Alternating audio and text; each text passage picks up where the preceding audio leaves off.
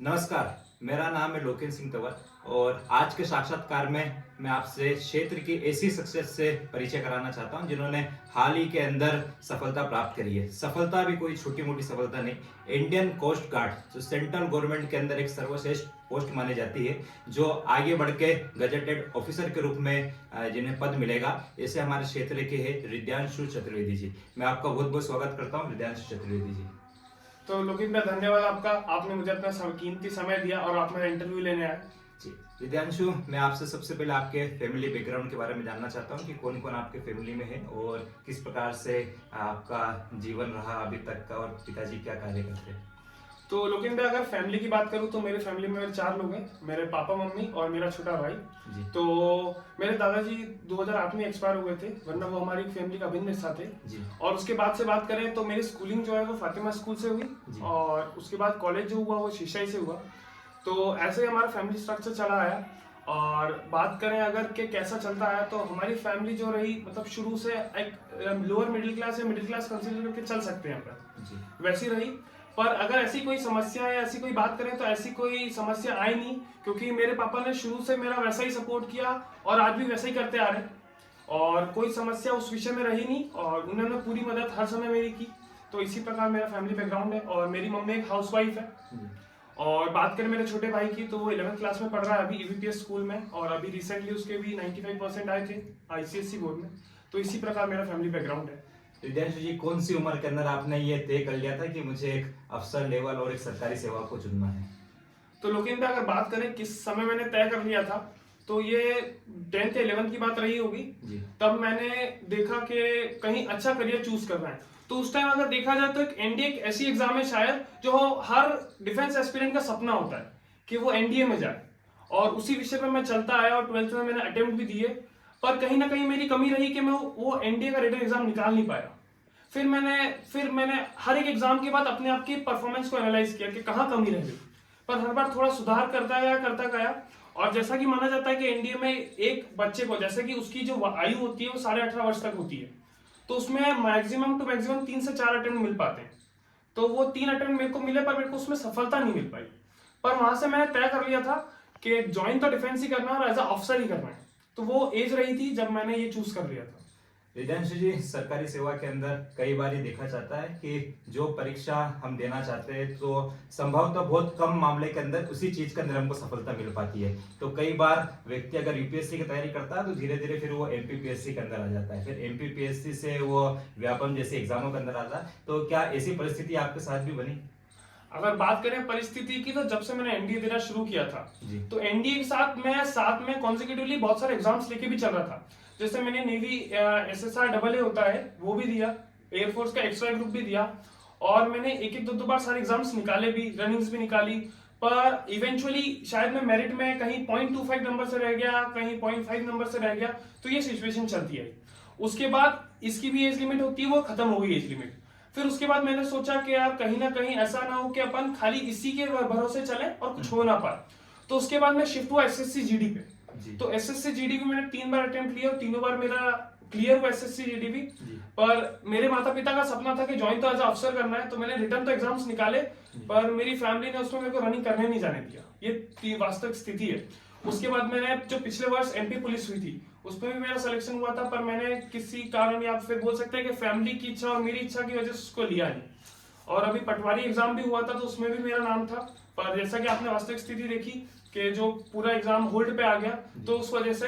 पर मैंने उस बीच मेरा जो मेन एम था सीडीएस, एफकैट और सीजी कैट, इसको कभी छोड़ा नहीं। मैं कॉन्जिक्यूटिवली इसकी तैयारी प्राइमरी से कर रहा था और ये सब मेरे सेकेंडरी ऑप्शंस थे।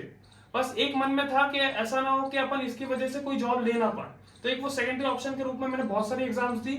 और पिछले 1 वर्ष में मैंने शायद 8 से 10 एग्जाम दी, जिसमें आप एसएससी बोल सकते हैं, व्यापम की एग्जाम्स बोल सकते हैं, और लगभग हर एग्जाम को मैंने क्लियर भी किया। पर जो मेन एम था वो यही था, तो शुरू से ऐसा ही चलता है। रिद्धांशु जी, जैसे कि आपने बताया कि आपने इंडियन कोस्ट गार्ड की एग्जाम दी थी, उसमें भी आपको सफलता मिली। फिर राज्य सरकार की मध्य प्रदेश की एमपी पुलिस थी, उसमें भी आपको सफलता मिली। सेंट्रल गवर्नमेंट के अंदर सिपाही के रूप में भर्ती होने वाला एसएससी जीडी, जहाँ से बीएसएफ सीआरपीएफ से उसके अंदर भी आपको सफलता मिली।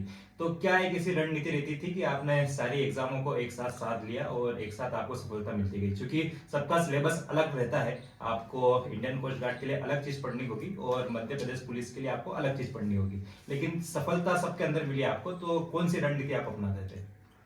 लोकेश भाई, अगर बात करें रणनीति की, तो जैसा मैंने एनडीए में देखा कि एनडीए में असफलता मिली, पर मैंने वहां से एक बात ठान ली थी कि मेरे पास जो 2 साल बचे हैं जिसमें मैं सीडीएस, एफकेट और सीजीकेट दूंगा, उसमें मुझे मेरा ऐसा परफॉर्मेंस लाना है कि जब पहला अटेम्प्ट हो उसी में मैं निकालूं।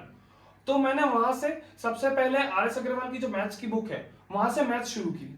मेरा मैथ्स बेसिकली स्कूल टाइम से स्ट्रांग है, बट जब तक आप उसको रिवाइज नहीं करेंगे, प्रॉपर्ली ब्रशअप नहीं करेंगे, अनटिल अनलेस आप कुछ नहीं कर पाएंगे। तो मैंने वहां से वो शुरू किया। उसके बाद बात करें करंट अफेयर्स की, क्योंकि वो बहुत महत्वपूर्ण पार्ट है सारी एग्जाम्स में। तो करंट अफेयर्स के बहुत सारे चैनल्स हैं यूट्यूब पे, और मैं रेगुलरली न्यूज़पेपर पढ़ता आया, तो कहीं ना कहीं उसने मेरी मदद करी। उसके बाद मैं इसी के साथ आर.एस. अग्रवाल की रीजनिंग किताब बुक से भी करता आया। और पर वो एक साल में, जैसा कि अपन सब जानते हैं कि 2020 में लॉकडाउन लगा था, तो अब लॉकडाउन का कैसा किसने इस्तेमाल किया वो डिपेंड करता है। तो पर्टिकुलरली उस लॉकडाउन में अगर आप मेरे फैमिली से भी पूछेंगे तो शायद ये लोग बोलेंगे कि 12 से 14 घंटे में नित्य प्रतिदिन पढ़ता था, वो मेरा एम था। और उसी बीच मैं सारे एग्जाम, मतलब सारे सिलेबस को पर्टिकुलरली डिवाइड कर देता था कि आज 2 घंटे ये करना है, 3 घंटे वो करना है, और मेरा टाइम टेबल था। और वो पूरे कोरोना पीरियड में ऐसा ही चलता आया। और उस कोरोना पीरियड में एक और विशेषता थी लोगेन जी, शायद मैं बताना चाहूंगा कि लॉकडाउन से पहले मेरा वजन कहीं रहा होगा 97-98 kg।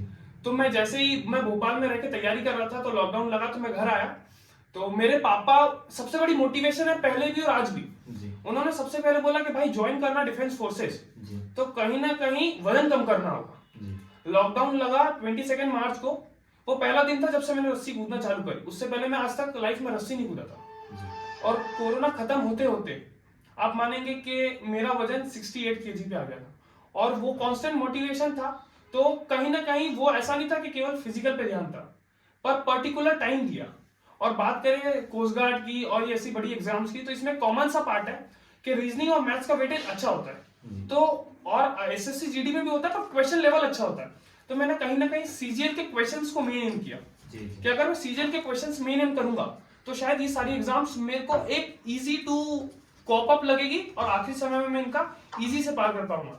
तो मैंने एफकैट भी पहले अटेम्प्ट में निकाला, सीडीएस भी निकाला, और उसके बाद मैंने सीजीकैट भी पहले अटेम्प्ट में निकाला। विद्यांशु जी, आप नागदा क्षेत्र से आते थे, इससे पूर्व भी नागदा क्षेत्र के अंदर कई युवा है जिन्होंने अच्छी सफलता मिली है। मैं आपको बताना चाहता हूँ कि हमारे क्षेत्र से प्रिया चंद्रावत जी, जो डिप्टी कलेक्टर थे, वो अपने सफलता के पहले के जो समय था उसके अंदर त्याग के अंदर एक बात बताते हैं कि जब मैं तैयारी करती थी, जब मैं मोबाइल फोन का उपयोग नहीं करती थी। तो आपकी भी इस जर्नी के अंदर, इस यात्रा के अंदर कोई ऐसा पल रहा कि जो आपको लगा कि यहाँ पे मैंने सबसे ज्यादा त्याग मुझे करना पड़ा, या इस चीज को मैंने अवॉइड करा, जिसके कारण सफलता मुझे इतनी शीघ्र मिली? अगर बात करें त्याग की, तो जैसा कि अपन नागदा की स्थिति जानते हैं, और नागदा की एक मेंटालिटी है कि चौराहे पे खड़े होना, बात करना, वो सारी चीजें, तो मैं बोलूंगा सबसे पहले मैंने वो अवॉइड किया। मैंने, आप मानेंगे कि कई दिन हो जाते थे मैं घर से बाहर नहीं निकलता था, और लोग भी बोलते थे भाई ऐसा क्या हो गया। तो सबसे पहले मैंने वहां सोचा कि शायद क्या वो नेसेसरी है, फिर दिमाग में नहीं, फिर फैमिली वाले भी थे, तो एक ऐसा लगता था, क्योंकि हमारी फैमिली में एक बहुत अच्छा ट्रेडिशन चलता आ रहा है कि जब हम खाना खाने बैठते हैं ना, तो खाना खाने साथ में बैठते हैं, और कोई भी मुद्दा हो डेली का, चाहे पॉलिटिकल हो, नॉन पॉलिटिकल हो, पर उस पर चर्चा चलती है। उस चर्चा को 1 घंटे 1.5 घंटे हो जाता है। तो इससे क्या होता है कि जो एक वो पीरियड चाहिए होता है आपको, जहां पे आप अपना माइंड फ्रेश कर पाए, या जहां पे आपको ऐसा ना लगे कि यार खाली पढ़ाई हो रही है लाइफ में, तो वो चीजें मेरी फैमिली पूरी कर देती थी। तो मुझे ऐसा कहीं लगा नहीं कि जाना चाहिए। और रही बात के अपन मानते हैं कि जैसे कि सोशल मीडिया एक डिस्ट्रैक्शन है, प्रोबेबली है, अपन ऐसा भी बोलते हैं, पर शायद एक सोशल मीडिया ऐसी भी चीज है जहां से मैंने चीजें गेन करी। जैसे कि कई प्लेटफॉर्म्स ऐसे हैं, जैसे सीरियस जर्नी एक बहुत ऐसा प्लेटफॉर्म है, उसको फॉलो करते हैं तो वो 1 मिनट में झारखंड की विशेषता, 1 मिनट में वेस्ट बंगाल की विशेषता, तो इसमें ना कि एग्जाम से फायदा होता है, पर आपकी मेंटालिटी में वो सेट हो जाता है कि पर्टिकुलरली इसके अराउंड कहीं क्वेश्चन आया एग्जाम में, तो आपने वो 1 मिनट का वीडियो देखा है। क्योंकि अपन अगर अपनी मेंटल स्टेटस या मेंटालिटी की बात करें, तो उसमें वास्तविकता में ऐसा होता है कि जो चीज हम देखते हैं, जैसे पिक्चर की स्टोरी हमको केवल एक बार देखनी होती है, हम समझ जाते हैं जी। पर वही स्टोरी पढ़ेंगे तो 10 बार पढ़ेंगे तो एक बार आएगी। तो ऐसा अगर सोशल मीडिया का यूज करें, मैं ऐसा नहीं बोलूंगा मैंने प्रॉपरली बंद कर दिया था, चलाया, पर हाँ उसका लिमिटेड टाइम मतलब पर्टिकुलरली रिड्यूस करता गया। और उसमें मेरी फैमिली मैंने खूब मदद की, मतलब अगर ऐसा होता था कभी कभार ज्यादा हो जाता था तो बराबर फैमिली वाले बराबर बताते थे तो फिर रिड्यूस हो जाता था। रिद्धांशु जी, आपने नागदा की फातिमा स्कूल से अपना स्कूल पास आउट करा, उसके बाद में शेषशाही कॉलेज से आपने ग्रेजुएशन करा। कई बार ये देखा जाता है कि जब कोई विद्यार्थी सरकारी नौकरी के लिए सोचता है तो उसके मन के अंदर सबसे पहले ख्याल आता है कि मैं अपने 12th क्लास पास करने के बाद में, ग्रेजुएशन पास करने के बाद में नई दिल्ली या भोपाल या इंदौर की तरफ रुख करूँ। नागदा जैसे छोटे शहर के अंदर या सेल्फ स्टडी करके मुझे सफलता नहीं मिल पाई। क्या सोचते हैं आप, क्या लगता है? नहीं, अगर ऐसी बात करें तो मुझे पूर्णतः गलत लगती है ये, क्योंकि आप केवल गाइडेंस ले सकते हैं पर मेहनत आपको खुद को करनी है। आप गाइडेंस के बहुत सारे प्लेटफॉर्म्स है, ऑनलाइन कोचिंग्स है, हाँ आप रुक कर सकते हैं, ऐसी कोई बात नहीं है कि वहां सफलता नहीं मिलेगी या वहां लेट मिलेगी। पर क्या होता है जब आप एक प्रॉपर सेट ऑफ गाइडेंस होती है, इंस्ट्रक्शंस होती है, भाई ऐसा फॉलो करेंगे तो अचीवमेंट आएगा। तो अगर मैंने भी जब ग्रेजुएशन करी, मतलब स्कूलिंग करी, तो ग्रेजुएशन मैंने शेषशाही में एडमिशन लिया, उसके बाद मैंने 3 से 4 महीने भोपाल का रुख किया। भोपाल से मैंने गाइडेंस ली कि मुझे क्या फॉलो अप करना है, क्योंकि अपन अगर बात करें विशेषकर नागदा की तो शायद डिफेंस में उतने लोग, या अपन बोल सकते हैं कि उस पर्टिकुलर उस पोस्ट पे, जिस पोस्ट की मैं शुरू से एक बना के बैठा था कि भाई मुझे वो अचीव करना है, वो प्रॉपर गाइडेंस मिल नहीं पा रही थी। तो मैंने सबसे पहले रुक किया भोपाल का, तो वहां पे कमांडर राठौर सर है, आरएस डिफेंस सेलेक्ट अकेडमी, उनकी कोचिंग में एडमिशन लिया, उनसे एक प्रॉपर सेट ऑफ गाइडेंस मिला कि क्या अचीव करना है मेरे को। फिर मैं वहां रेगुलर भी रहता शायद, पर ये नसीब बोल सकते हैं या उस टाइम का कुछ भी बोल सकते हैं कि लॉकडाउन लग गया। तो मेरी फैमिली ने लॉकडाउन से 2-3 दिन पहले मेरे को बुला लिया था, जबकि लॉकडाउन का ऐसा नहीं था कि लंबा लगेगा, पर फिर भी फैमिली ने बोला कि आप आ जाओ वापस। आ गए। उसके बाद मैंने कभी रुक करने का सोचा नहीं, क्योंकि एक प्रॉपर गाइडेंस, कहाँ पढ़ना है, क्या रेगुलरिटी चाहिए, कितना करंट अफेयर पढ़ना है, कहाँ से उसको गेन करना है, वो सब मैं, बस ये था कि मैं रूटीन के साथ इतने स्ट्रिक्ट था, मैंने रूटीन को रेगुलरली फॉलो किया। उसके बाद मैं कहीं कोचिंग नहीं गया, बस ये है कि मेरे को उस कोचिंग से एक ऐसा फ्रेंड सर्कल मिला कि मेरे 2 दोस्त अभी अकेडमी में है, एक मेरी दीदी भी है, वो हम रेगुलर कांस्टेंट टच में रहे और वो बताते गए कि शायद कमियां कहाँ है, कहाँ इंप्रूव करना है। तो मुझे ऐसा नहीं लगता कि नागदा में कोई चीज हो नहीं सकती, और बाकायदा सेल्फ स्टडी तक ऐसी चीज है जो वो हथियार है कि अगर आप उसको ऐसा इस्तेमाल करें कि बिल्कुल उस पर परसिस्टेंट एफर्ट मारे, तो उससे बड़ा कोई हथियार नहीं, उससे बड़ी कोई गाइडेंस नहीं है शायद। तो मुझे लगता है कि नागदा में रहकर सेल्फ स्टडी करना कोई बुरा ऑप्शन नहीं। जी, बहुत बढ़िया। रिद्धांशु जी, कई बार ये देखा जाता है कि तकनीकी जिस प्रकार से आगे बढ़ रही है तो कहीं कहीं उसके एडवांटेज है तो कहीं ना कहीं डिसएडवांटेज भी है। आज हर कोई YouTube से पढ़ना चाहता है, लेकिन YouTube के अंदर जैसे ही आप कोई वीडियो देखते हैं, सिमिलरली उसके बहुत सारे दूसरे वीडियो भी आ जाते हैं, और दूसरे वीडियो इतने इंटरेस्टिंग होते हैं कि बच्चा पढ़ने का सोचता है, लेकिन उस वीडियो के अंदर कब उसके 2 से 4 घंटे हो गए और एक पढ़ाई दूर रह गई। तो आप क्या रणनीति, सिर्फ किताबों से आपने पढ़ाई करी या फिर YouTube जैसी चीज़ों का भी सहारा लिया, और यूथ को क्या बताना चाहेगी कि दोनों का किस प्रकार से कंपेयर करना चाहिए, सिर्फ किताबी ज्ञान या फिर टेक्नोलॉजी के साथ में भी आगे बढ़ना चाहिए? लेकिन मैं अगर बात करें टेक्नोलॉजी की, तो उसका इवोल्यूशन तो हमने लास्ट 5 साल में जितना देखा शायद नहीं देखा। और बात करें जैसे कि कोरोना पीरियड में क्या हुआ, आप फिजिकल एब्सेंस थी, वहां आप कोई कोचिंग नहीं अटेंड कर पा रहे थे, वहां से जो गेन हुआ इस टेक्नोलॉजिकली पर्टिकुलरली इवेंट में, तो वो बहुत था शायद। अब बात करते हैं पर्टिकुलरली जैसे प्लेटफॉर्म होता है यूट्यूब, तो अब वो हम पे डिपेंड करता है कि हम कौन से वीडियो देखना पसंद करते हैं। यूट्यूब मैं भी चलाता हूँ, यूट्यूब मेरा भाई भी चलाता है और आप भी चलाते हैं, पर अपन अपने इवेंट्स पे क्या स्क्रॉल कर रहे हैं। मैंने जो चैनल्स फॉलो किए उसके अलावा भी वीडियो आएंगे, पर ये तो मेरी मेंटल स्ट्रेंथ है कि शायद मैं उनको स्किप करके आगे चीजें देखूंगा या फिर उसमें इंटरेस्टिंग लग रहा है। तो चीजें हैं इंटरेस्ट वाली, तो मैंने वो इंटरेस्ट बिल्कुल अवॉइड कर दिया था कि कोई दूसरा वीडियो, गाना, समथिंग एल्स, ऐसा कुछ था नहीं। मैं जिस जो अपना प्लेटफॉर्म होता है या जो उस पर चैनल है उस पर पर्टिकुलरली विजिट किया, रेगुलर अपडेट देखा, क्या वीडियो वो पूरा वॉच किया, और फिर उसके हटके उसको ही रिवाइज किया, उसके बाद अपने किताबी ज्ञान पे गया। क्योंकि आप ये मना नहीं कर सकते कि केवल आप YouTube से कुछ अचीव कर लेंगे, या फिर आप ये भी नहीं बोल सकते केवल किताबी ज्ञान, क्योंकि आपको पता है एडिशंस बहुत पुराने चले आते हैं। 2007 फिर रिवाइज 2023 हो जाता है। पर YouTube तो ऐसा है कि कल का भी नया, आज का भी नया, कल का भी नया। तो शायद टेक्नोलॉजिकल एडवांसमेंट है कहीं ना कहीं, तो उसमें बेटरमेंट यही है कि आप दोनों चीजों को मैनेज करके चलें। और आज के यूथ के लिए तो बस एक यही बात है कि डिस्ट्रैक्शन ना होने दें, क्योंकि जैसे प्लेटफॉर्म्स है क्योंकि आज का यूथ क्या है, आपने जैसा बोला कि वो दूसरे वीडियोस पे ध्यान देते हैं, तो दूसरे वीडियोस अपने इंटरेस्ट के लिए अपने को ये भी सोचना होगा, क्योंकि उसके साथ अपना टाइम नहीं वेस्ट हो रहा है, अपना हर एक अटेम्प्ट का टाइम वेस्ट हो रहा है जो अपन आगे देने वाले। हितांशु जी, एक चीज यूथ के मन के अंदर रहती है कि अगर कहा ऐसा जाता है कि आप अगर चंद्रमा के ऊपर निशाना लगाइए, अगर चूक भी गए तो कम से कम आपको सितारा मिलेगा। वहीं उसके दूसरी ओर ये तय किया जाता है कि सिर्फ आप लक्ष्य को भटकने ना दें, सिर्फ एक ही लक्ष्य रखें। बहुत सारे एस्पिरेंट ऐसे रहते हैं कि जिनको अगर सिर्फ यूपीएससी करना है तो वो यूपीएससी के अलावा कोई दूसरी एग्जाम नहीं देते, एमपीपीएससी करना है तो एमपीपीएससी के अलावा कोई दूसरी एग्जाम नहीं देते। क्योंकि आपने असिस्टेंट कमांडर का आपका लक्ष्य था, लेकिन उसके साथ साथ आप दूसरे एमपी पुलिस और एसएससी जीडी जैसी भी एग्जाम देते रहे। तो आपको क्या लगता है कि यूथ को क्या करना चाहिए? जो मौका मिल जाए वहां पे देना चाहिए, या फिर जो अपना लक्ष्य बनाया है उसके लिए धैर्य बना के इंतजार करना चाहिए? अगर बात करें कि मैंने ये एग्जाम्स क्यों दे दिए, तो लोकेश भाई एक बहुत सीधा सा फंडा है कि शायद आप कितने भी मॉक टेस्ट घर पे दे लें, पर वो परफॉर्मेंस यहाँ नहीं आएगी जो वहां आती है, क्योंकि वहां एक इन्वायरमेंट होता है, वहां होता है आप पे प्रेशर, वहां आती है आपकी मेंटल स्ट्रेंथ, वहां चेक होती है आपकी टाइमिंग, वहां रेगुलर चेक होता है, क्योंकि एक टाइम पीरियड है उसके अंदर आपको क्वेश्चंस अटेम्प्ट करने हैं। तो मैंने ये एग्जाम्स इसलिए दिए, और कई बार ऐसा हुआ कि मेरी फैमिली ने बोला भाई ये नहीं करना है अपने को, पर मैंने फैमिली को बताया कि करना तो अपने को वो नहीं है, पर एटलीस्ट मेरा चेक रेगुलर होता रहे कि शायद मैं सही जा रहा हूं। क्योंकि अगर अपन ये मान के चले कि मेरा मैथ स्ट्रांग है और मैं घर पे ही स्ट्रांग हूं, तो वो तो कोई फायदा नहीं है ना जी। तो उसको एग्जाम्स को रेगुलर अटेम्प्ट किया।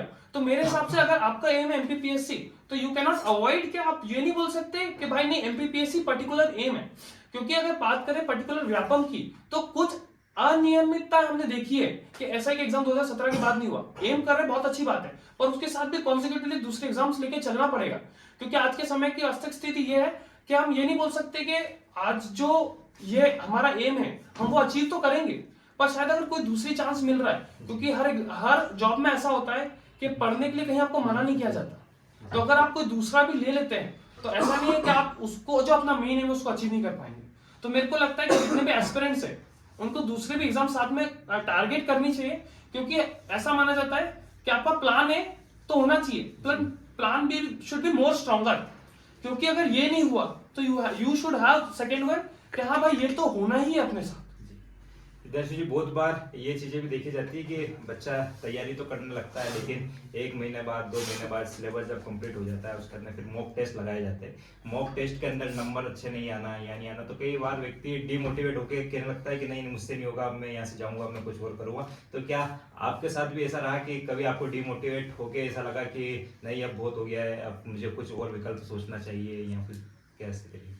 अब मैंने आपको बताया मैं एनडीए का एस्पिरेंट हूँ 2019 से, मैंने तब से एनडीए दी, पर एक भी अटेम्प्ट निकाल नहीं पाया, तो कहीं ना कहीं कमी रही। पर उसके बाद मैंने सोचा कि नहीं यार कमी को दूर तो करना पड़ेगा, तो मैं रेगुलर प्रिपरेशन जरूर कर रहा था, पर मैंने मॉक अटेम्प्ट लिया नहीं था अनटिल अनलेस मेरी बहन ने मेरे को बताया कि भाई एफकेट का एग्जाम इतनी तारीख को आने वाला है, एडमिट कार्ड आ गए। तो मैंने बोला अब तो मॉक देना पड़ेगा, तो हमने मॉक दिए। आप मानेंगे मैंने एफकेट का पेपर लिटरली कभी देखा नहीं था और वो रेगुलर तैयारी कर रहे थे। जब मैंने एग्जाम्स दिए तो शायद 2-4-5 नंबर मेरे ज्यादा है जी। उससे मेरे को ये पता लगा कि मैंने जो पिछले लगातार 2 वर्षों में मेहनत की उसका फल था वो। उसके बाद मैं रेगुलर मॉक्स अटेम्प्ट करता गया। अपन मॉक्स देते हैं तो उससे एक एनालिसिस होता है कि किसका वेटेज कितना है और बेसिकली जो एरिया ऑफ फोकस है वो क्या है। अगर किसी में मैथ्स के क्वेश्चंस आ रहे हैं तो क्या ऐसा है कि एक क्वेश्चन फंक्शन से आ रहा है, एक क्वेश्चन लिमिट से आ रहा है, या फिर एक क्वेश्चन स्पीड डिस्टेंस टाइम से आ रहा है, या फिर ऐसा है कि कोई मेजॉरिटी फोकस है, जैसे अलजेब्रा होता है, ज्योमेट्री होता है। तो ये एनालिसिस बहुत अच्छा होता है मॉक से। तो मॉक टेस्ट मैंने दिए और कई बार ऐसा हुआ कि लगातार 4-5 मॉक में अच्छे नंबर और 6th में थोड़े से कम हो गए, पर वो चिंता का विषय नहीं था, क्योंकि मॉक टेस्ट का डिजाइन ही ऐसा होता है कि जब आप अटेम्प्ट करना शुरू करते हैं तो थोड़े सिंपल, क्योंकि आपको सेटल करना पड़ता है पोजीशन में। अगर आपने मॉक दिया और शुरू में ही आपके बिल्कुल आधे से भी कम आए तो वो डिमोटिवेशन बनेगा, ऑब्वियस है वो तो। पर ऐसा मेरे साथ कहीं हुआ नहीं, बट ये था कि बीच में ऐसा फ्लक्चुएशंस आया कि थोड़े नंबर ऊपर नीचे हुए, पर मैंने समझा, क्योंकि मॉक टेस्ट में आपको ये भी पता चलता है कि नंबर कम किस में आए, तो आप इस पे विशेष कर फोकस करेंगे। कई बार मेरे साथ ऐसा हुआ कि मेरे जीएस मतलब अपन बोलते करंट अफेयर्स में कम होने लगे। मैं समझा कि भाई मैं करंट अफेयर्स कहीं अपना पर्टिकुलर रिवाइज नहीं कर पा रहा हूं, तो मैंने उस पर फोकस किया। तो लेकिन भी ऐसा डिमोटिवेशन या समथिंग ऐसा कुछ मेरी लाइफ में पर्टिकुलरली अभी तक आया नहीं जी। तो ऐसा था। कई बार ये देखा जाता है कि जो रिजल्ट निकल के आ रहे हैं, कोई प्रमुख कोचिंग संस्थानों से रिजल्ट निकल के आ रहे हैं, या फिर कई बार ये देखा जाता है कि एक धारणा रहती है कि जो अफसर बन रहा है तो कई ज़्यादा प्रतिशत चांसेस ये रहते हैं कि जो पहले से जिसके पिताजी अफसर है वही एक मिलिट्री एटमोसफेयर जिनको मिल रहा है, जिनकी स्कूलिंग अच्छी रही, तो उसके अंदर तो कहीं आपको ये लगा उसके अंदर कि मैं एक छोटे क्षेत्र से आता हूँ या फिर मुझे सब समय लगेगा इसके अंदर, किस प्रकार से इन सारी बाधाओं जो मानसिक जो पीड़ा थी उससे किस प्रकार से पार पाया?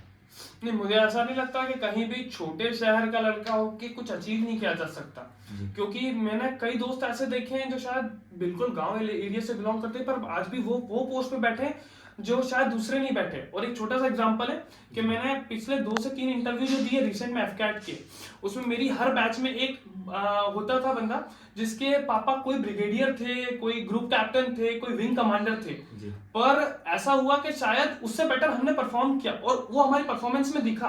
तो ऐसा ये नहीं बोल सकते कि भाई जिसके पापा फोर्सेज में हैं और किसी और फील्ड में है वो ऐसा करता है। और रही मानसिक वैसे स्टेबिलिटी की बात या ऐसा कोई मतलब स्थिति तो मेरे साथ बनी नहीं, बट ये था कि मेरी फैमिली ने पर्टिकुलरली टाइम टू टाइम ऐसा सपोर्ट किया कि मैं लगातार वो अटेम्प्ट्स दे रहा था, मेरे अटेम्प्ट्स भी जारी थे, एज भी जारी थी, पर मेरे पापा ने कभी मेरे से ये नहीं बोला कि दूसरी जॉब ले ले और फिर ये करेंगे। अभी जब एमपी पुलिस में सिलेक्शन हुआ तो हमारे घर में भी ये बात हुई कि भाई क्या कर लेना चाहिए, तो मेरे पापा ऐसे व्यक्ति थे जिनने बोला नहीं भाई तेरा एम है वो एम कर, भाई हम बैठे हैं, हम करने लायक हैं तो करेंगे क्यों नहीं। तो वो स्थिति बनी और उसके बाद मुझे लगता नहीं है कहीं क्या ऐसा मतलब कहीं ना कहीं मेरे को डिमोटिवेशन आया हो, मानसिक स्थिति कहीं ऐसी हुई हो कि भाई छोड़ देना चाहिए या नहीं हो पा रहा है। और छोटे शहर की बात है तो शायद मेरे को ऐसा नहीं लगता कि छोटे शहर से अचीवमेंट नहीं है, क्योंकि छोटे शहर से जो अचीवमेंट है ना वो कहीं से नहीं है। अब छोटे शहर में खास बात देखोगे, जब खुशी की बात आती है ना तो जो इमोशंस होते हैं वो हर एग्जाम में बहुत इंपॉर्टेंट रोल प्ले करते हैं। आप जो छोटे शहर से सीखते हो जो बारीकियां, क्योंकि आपने यहाँ देखा है कि यहाँ सिस्टम कैसा काम करता है, यहाँ इंप्रूवमेंट कैसे आ सकता है। अगर किसी ने रोड पे कचरा फेंका तो सबसे पहले छोटे शहर वाला आएगा उठाएगा, क्योंकि उसको किसी चीज की शर्म नहीं आती। वो शर्म वाली भावना जो होती है वो हमारे अंदर नहीं होती, क्योंकि हम हमारे जैसे हमारा जो अपन बोलते हैं इवोल्यूशन होता है, हम हमारे को खुद को बेटर बनाने के लिए हर चीज करते हैं। तो मैंने कई लोगों को ऐसा देखा कि वो बिल्कुल अलग लेवल पे इवोल्यूशन कर रहे हैं, भले छोटे शहर से हो।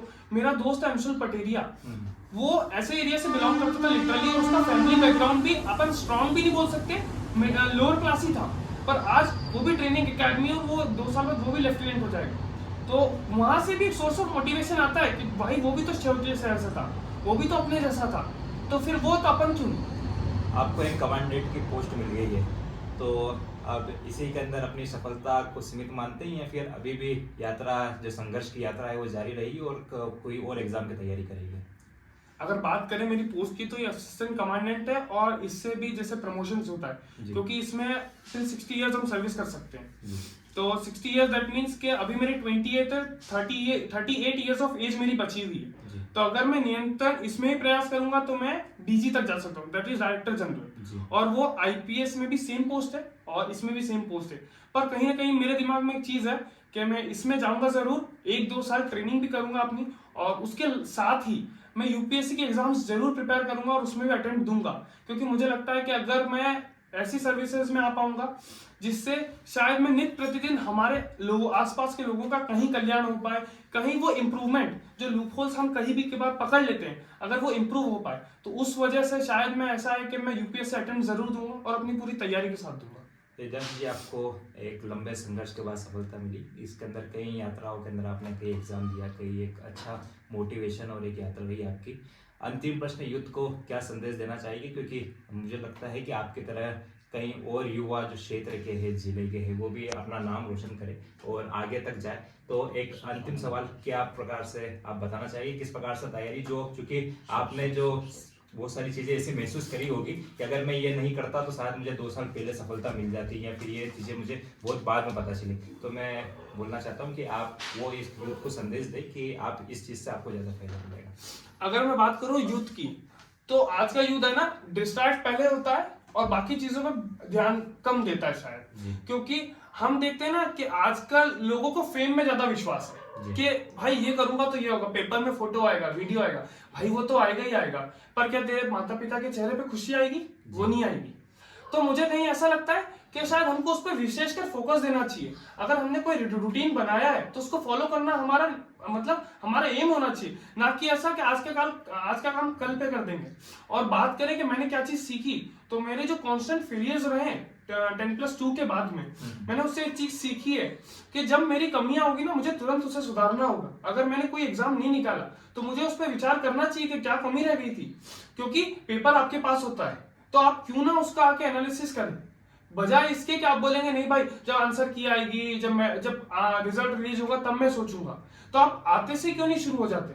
अगर किसी चीज में, अब जैसे कि ये जो इंटरव्यू था, इससे पहले मैं 3 से 4 कॉन्फ्रेंस ऑलरेडी देख चुका था, पर हर बार कॉन्फ्रेंस में, और एसएसबी का एक ऐसा प्रोसीजर है जिसको आप बोल सकते हैं कि कमी आपको घर आके ही निकालना है, क्योंकि वहां आपको बता दिया जाता है कि आप स्क्रीन कॉन्फ्रेंस इन हुए, कॉन्फ्रेंस आउट हुए, बस दैट्स इट।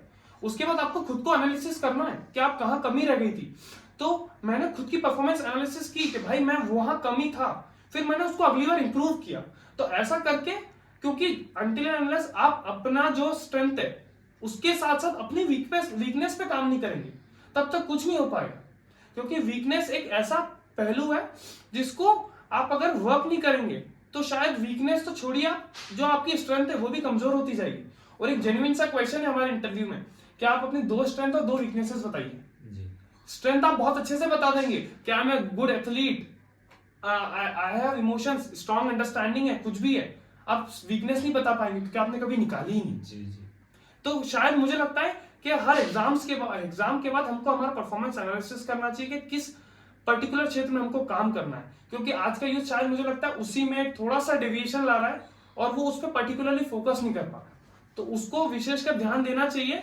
और हमको, जैसे हम अगर YouTube स्क्रॉल कर रहे हैं, Instagram स्क्रॉल कर रहे हैं, तो हम कई इंटरव्यूज ऐसे देखेंगे जो शायद उस सर्विसेज में रह चुके हैं, सर्विसेज कर रहे हैं। आजकल वो लोग भी एक्टिव हो गए और वो लोग भी यूथ को मोटिवेट कर रहे हैं, तो क्यों ना हम उनकी वीडियोस देखें बजाय उसके जो केवल हमारा मनोरंजन कर रहा है, क्योंकि मनोरंजन 4 साल बाद भी हो जाएगा। पर अगर एज निकल गई तो उसके बाद मोटिवेशन तो छोड़िए, अटेम्प्ट्स वगैरह सारा चीज ऐसे के ऐसे पानी फिर जाएगा। तो दोस्तों, ये थे हमारे साथ में हृदयांशु चतुर्वेदी जी, जिनके साक्षात्कार के अंदर उन्होंने हमें कई बातें बताई, कई ऐसे पहलू बताए जो क्षेत्र के लिए और युवा वर्ग के लिए, या फिर जो युवा वर्ग हृदयांशु जी से एक अधिकारी, एक अफसर बनने का सपना देखता है, उनके लिए निश्चित ही कारगर साबित होगा। इसी उज्जवल भविष्य की कामनाओं के साथ में धन्यवाद।